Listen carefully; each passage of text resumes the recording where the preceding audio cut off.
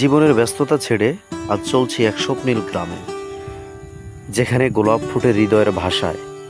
এই গ্রামটা গোলাপ গ্রাম নাম আশুলিয়ার বুকে লুকিয়ে থাকা এক রঙিন কবিতা। ঢাকা গাবতলী থেকে আশুলিয়া রোড দিয়ে গোলাপ গ্রামের দূরত্ব 13 কিলোমিটার। এই গ্রামে ফুল চাষ শুরু হয় কয়েক দশক আগ থেকে।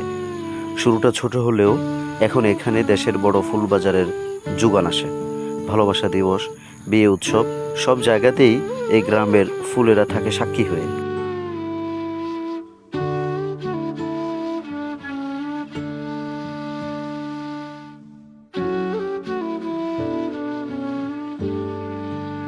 গ্রামের অধিকাংশ মানুষের আয়ের উৎস হচ্ছে গোলাপ চাষ অথবা গোলাপ বাগানে ঘুরতে আসা ভ্রমণ পিপাসুদের বিভিন্ন সেবাদানের মাধ্যমে বিনিময় গ্রহণ করা। যেমন কেউ গোলাপের চারা বিক্রি করছে, কেউ বা ফুল, কেউ আবার নিজের বাগানে উৎপাদিত ফল ফলাদি বিক্রয় করে আগন্তুকদের কাছে। বলতে বলতে চলে এলাম গোলাপ গ্রামে। প্রতিটি মোটরসাইকেল পার্কিংয়ের জন্য 20 টাকা করে জমা দিতে হবে। গোলাপ গ্রাম শুধু একটা নাম না, এটা ভালোবাসার গল্প, যেখানে প্রতিটি ফুল বলে চলে এক একটি রোমাঞ্চের কথা। বছরের বিশেষ সময়গুলোতে হাজার হাজার গোলাপ ফুটে এখানে, তাজা সুবাসিত অনবদ্য। আপনি যদি গোলাপ বাগানে হাঁটতে চান বা সেখানে ছবি তুলতে চান অথবা নিজ হাতে ফুল ছিঁড়তে চান, তাহলে বাগানে ঢোকার জন্য এক্সট্রাভাবে মালিদের কাছে 20 থেকে 50 টাকা দিতে হয়। তাহলে তারা আপনাকে বাগানে ঢুকে ভিডিও কিংবা ছবি তুলতে দেবে।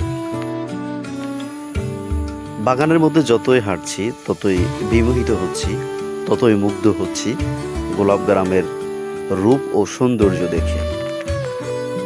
আল্লাহর কাছে এই কামনা করছি, প্রতিটি মানুষের জীবন ভরে উঠুক একটি ফুল নয়, বরং একটি ফুল বাগান হয়ে।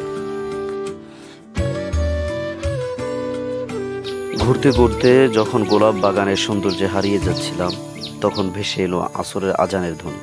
চোখে পড়ল বিস্তৃত বাগানের ঠিক মাঝখানে একটি মসজিদ।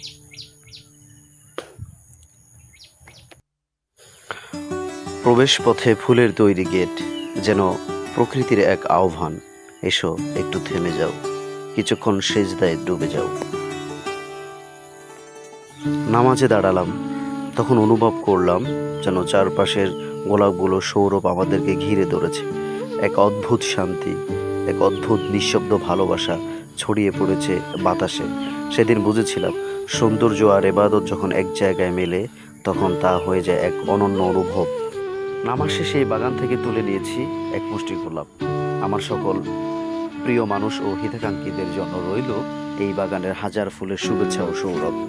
গোলাপের মতো সৌরভ ও সুন্দর হয়ে বেঁচে থাকুক সকলের ভালোবাসা হাজার বছর।